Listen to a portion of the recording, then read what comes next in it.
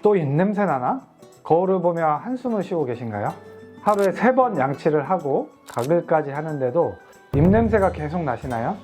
그런데 이런 구취의 진짜 원인이 입이나 혀가 아니라 목 뒤에서 흘러내리는 가래와 후비루 때문일 수 있다는 사실 알고 계셨나요?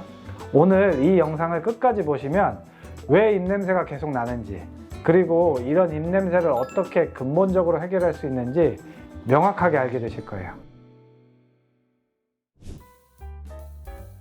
안녕하세요. 상쾌한의원 대표원장 김성찬입니다.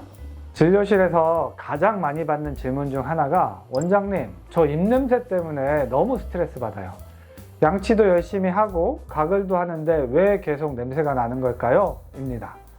이런 분들 대부분이 공통적으로 가지고 있는 증상이 바로 목에 뭔가 걸린 느낌, 가래가 계속 생기는 증상, 그리고 목 뒤로 뭔가 흘러내리는 느낌입니다.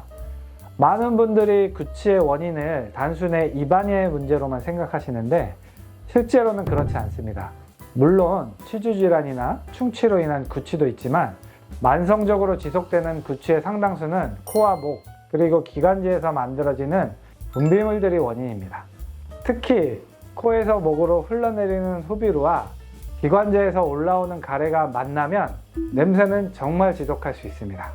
먼저 후비루가 무엇인지 정확하게 알아보겠습니다. 후비루는 코 뒤쪽과 부비동에서 만들어진 분비물이 목 뒤로 흘러내리는 현상을 말합니다. 정상적으로도 하루에 1리터에서 1.5리터 정도의 분비물이 만들어져서 목으로 흘러내리는데 이때는 우리가 느끼지 못합니다. 하지만 염증이 생기거나 분비물의 점도가 높아지면 끈적끈적해지면서 목에 달라붙게 되고, 이것이 바로 우리가 느끼는 후비루가 됩니다. 가래는 기관지와 폐에서 만들어지는 분비물로 외부에서 들어온 먼지나 세균, 바이러스 등을 몸 밖으로 배출해주는 역할을 합니다. 정상적인 가래는 무색 투명하고 냄새가 거의 없지만 감염이나 염증이 생기면 노랗거나 초록빛을 띠면서 특유의 냄새가 나기 시작합니다. 문제는 이 후비루와 가래가 목 뒤쪽에서 만나면서 세균들의 번식지가 된다는 것입니다. 목 뒤쪽은 온도와 습도가 높고 산소가 적어서 흡기성 세균들이 번식하기 좋은 환경이 됩니다. 이런 세균들이 단백질을 분해하면서 황화합물을 만들어내는데 이것이 바로 구취의 주범입니다. 구취를 만드는 주요 물질들을 살펴보면 황화수소, 메틸메르캅탄, 디메틸설파이드 등이 있습니다. 이들은 모두 황원소를 포함한 화합물로 썩은 달걀이나 양파, 마늘 같은 특유의 불쾌한 냄새를 만들어냅니다. 특히 메틸메르캅탄은 변기나 하수구에서 나온 냄새와 비슷한데 이것이 입에서 나온다고 생각해 보세요. 얼마나 괴로울지 상상해 가시죠? 후비루가 목 뒤로 흘러내리면서 편도 주변에 쌓이게 되면 이곳에서 세균들이 번식하면서 편도결석이라는 것도 만들어집니다. 편도결석은 치즈 같은 노란 덩어리인데 이것을 손으로 짜서 냄새를 맡아보면 정말 지독한 냄새가 납니다. 이런 편도결석이 있으면 입냄새는 더욱 심해질 수밖에 없죠. 또한 가래와 후비루가 지속적으로 있으면 목 뒤쪽의 pH가 알칼리성으로 변하게 됩니다.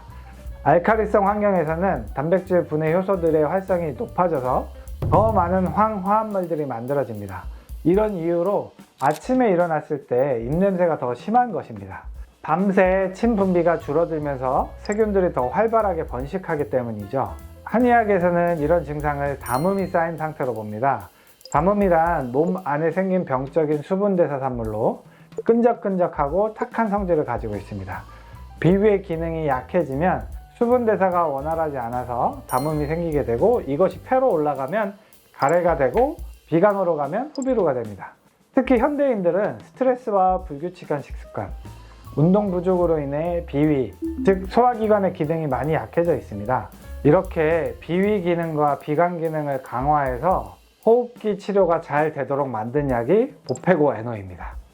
최근 연구에 따르면 후비루와 관련된 구취의 심각성이 과학적으로 입증되고 있습니다.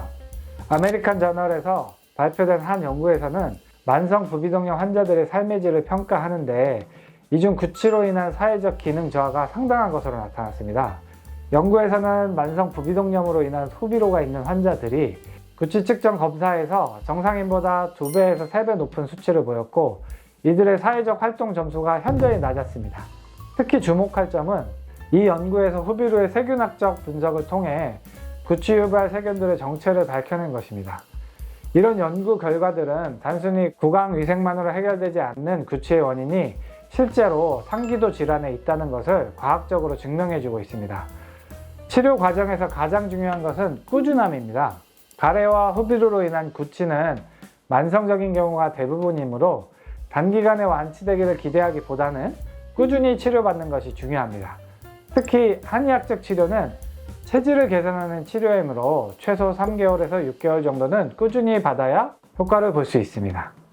보통 치료를 시작하면 첫 회 치료에도 가래와 후비루가 줄어들기 시작합니다. 10회 정도 치료가 되면 불편함이 많이 사라지게 되고 그 이후에는 제가 간격을 일주일, 2주일, 한 달까지 천천히 간격을 띄워드립니다. 치료 간격을 띄웠는데도 증상이 유지가 잘 되고 불편함이 없다면 한 달 정도의 불편함이 없는 것을 확인하고 치료를 종료하기도 하고요. 그 이후에는 한 달에 한 번 치료 간격을 띄우면서 재발하지 않도록 관리 치료에 들어갑니다. 물론 그 사이에는 보팩으로 하루에 한 포씩 드셔주시면 재발 방지와 면역력 향상에 많은 도움이 됩니다. 실제로 치료받았던 환자분 중에 구취 때문에 회사에서 동료들과 대화하기 어려워서 우울증까지 생겼던 분이 계셨는데 3개월간의 치료 후에 완전히 정상적인 사회생활을 할 수 있게 되었습니다. 이분은 인생이 바뀌었다고 표현을 하셨어요. 또 다른 환자분은 20년 넘게 구취 때문에 고생하시다가 저에게 오셔서 치료받고 완전히 해결되었습니다. 이분은 왜 진작 한의학 치료를 받지 않았을까라고 후회하셨습니다. 구취는 단순히 입안의 문제가 아닙니다. 특히 가래와 후비루로 인한 구취는 몸 전체의 불균형에서 오는 증상으로 근본적인 치료가 필요합니다. 구취 때문에 사람들을 피하고 위축되어 살 필요가 없습니다. 이런 상황에 처하신 분들은 댓글로 증상을 남겨주시면 제가 한 분 한 분 답해드리겠습니다. 댓글에 호흡기 질환의 근본적인 치료 방법에 대한 영상 링크도 올려드릴 테니까 꼭 한번 보시고요. 호흡기 질환에 대한 영상을 계속 받아보시려면 구독, 좋아요, 알림 설정 눌러주시고요. 다음 영상에서 다시 뵙겠습니다. 감사합니다.